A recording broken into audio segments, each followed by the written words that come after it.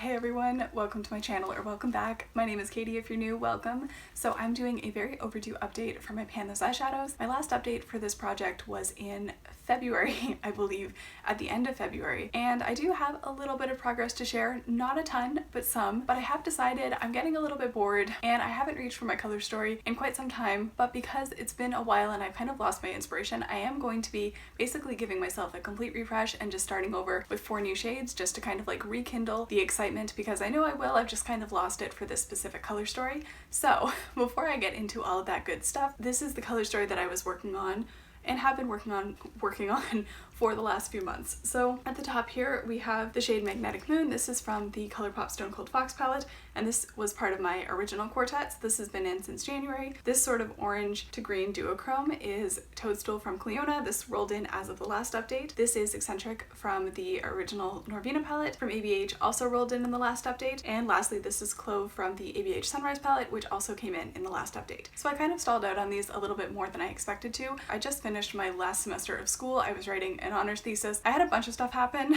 and it was just very, very chaotic. And so I find I don't mind dipping into multiple palettes, but I do need like a little bit of extra time in the morning and a little bit of inspiration. And pretty much from like March onwards, I was just like running flat out. I really just didn't have the time and energy to have like 4 palettes pulled out at a time to do my makeup in the morning. So this palette kind of got put on the back burner. I am really excited now that I'm actually like finished school to get a chance to like dive back into it and get a little bit more creative. But I was very much in just putting something on my face so I felt like I looked a little bit more put together and then getting out the door, rather than like really doing makeup playtime the same way I do when I have a little bit more time in the mornings. I'm sure that's relatable to a lot of you. So as always, let's start off with my least used shade. And I was really excited when Toadstool came in, but I didn't end up reaching into it a ton for reasons that I kind of just went over. I do like my Cliona singles, but I do have to have like a little bit of extra time and brain space just to like reach into these. If I'm in a hurry, they're definitely not things that I reach for. So Toadstool is this one right here, and it's a really gorgeous shade. I can't find my before footage, but I don't actually think that it matters because I only used this one 3 times,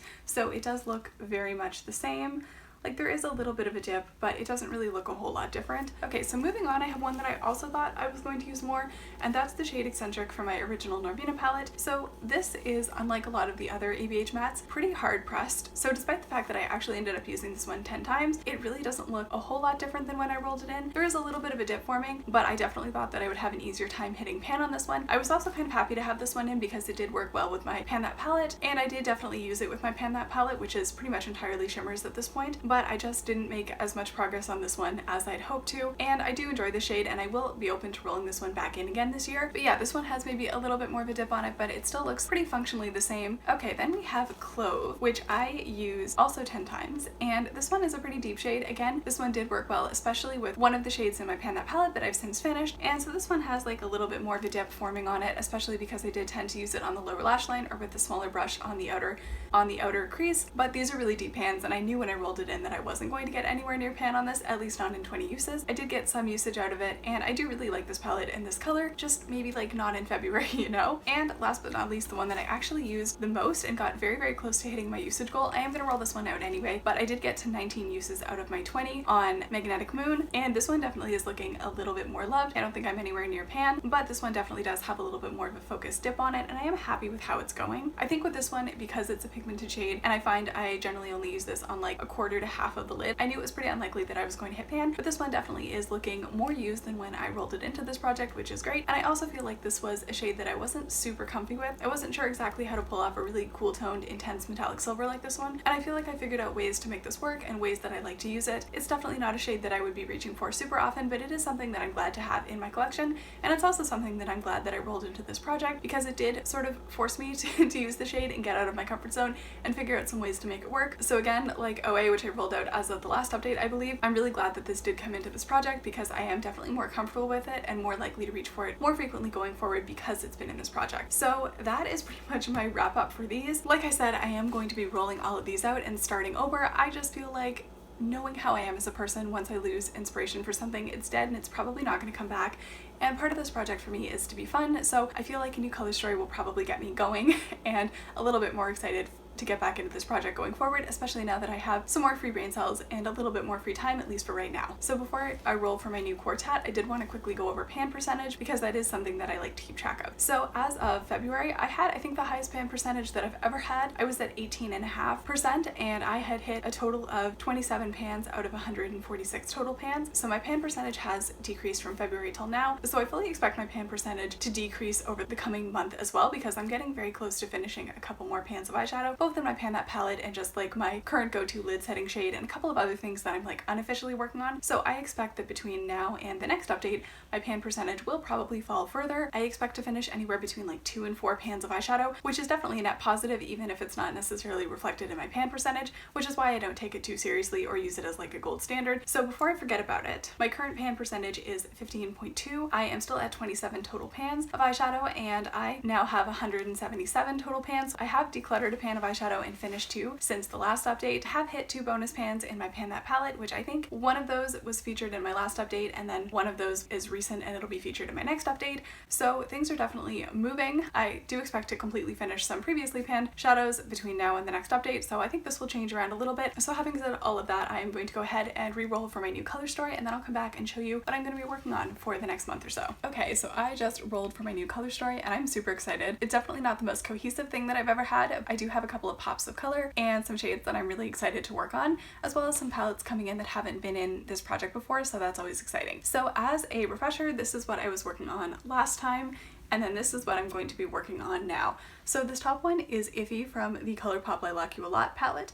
This is Sleepwalk from Melt Cheese and Parties. This is Rubia from the Melt Mary Jane palette, and then this is Little Frog from the Colourpop Mandalorian palette. In terms of what my palettes are looking like right now, I'm gonna be super careful with Lilac You a Lot because I was filming a palette ranking the other day, and then I held this one up and one of the shades completely fell out.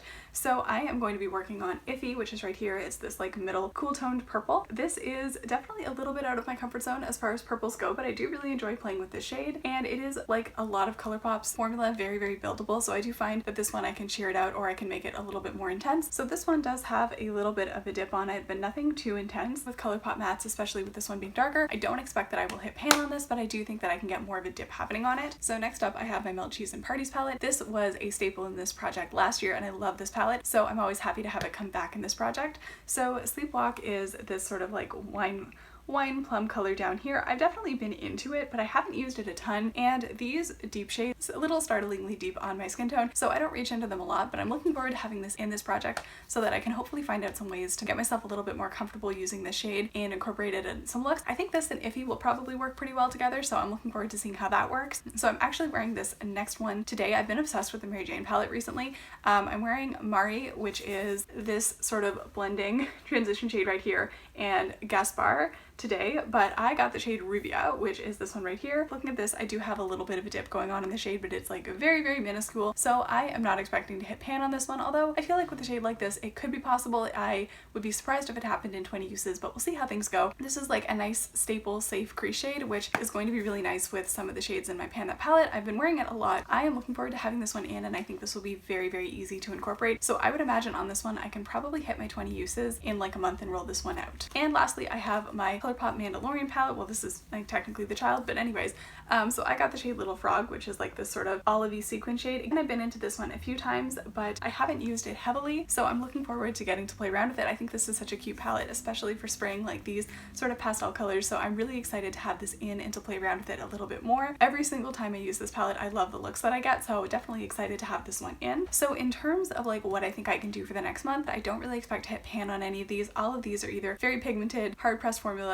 or very deep pans, or some combination of those three things. The only one that I think I can probably roll out by the next update is Rubia, because it is like a very easy shade to incorporate. I can kind of sheer it out, use it as a transition shade, I can build it up. I've been really into the shimmers from one of my Pan Those palettes recently, so I think that that'll be a perfect accompaniment shade with those. So I think I can definitely get some good use out of Rubia. I also think Sleepwalk would be fun to try to incorporate as like a liner or a lower lash line shade, because it is more of like a satiny kind of shade, so it's not an obligate lid shade, like I can use it for other things too. So I think that I'm definitely going to have some some fun with this color story. I don't really have any looks to share the way that I normally do, so hopefully with these and some inspiration and some more fun colors, I'm hoping that I'll have a couple of looks to share with you guys and get a little bit more creative over this next round. So that is pretty much everything that I have for this project. I hope you guys enjoyed watching. If you're doing this project, let me know down below how it's going for you and what you're currently working on. If you have any ideas for looks that I can do with these, as always, please feel free to let me know. If you haven't already subscribed, feel free to hit the subscribe button. I upload new beauty videos when I can. If you enjoyed the video, feel free to give it a like, and hopefully I will catch you in the next one.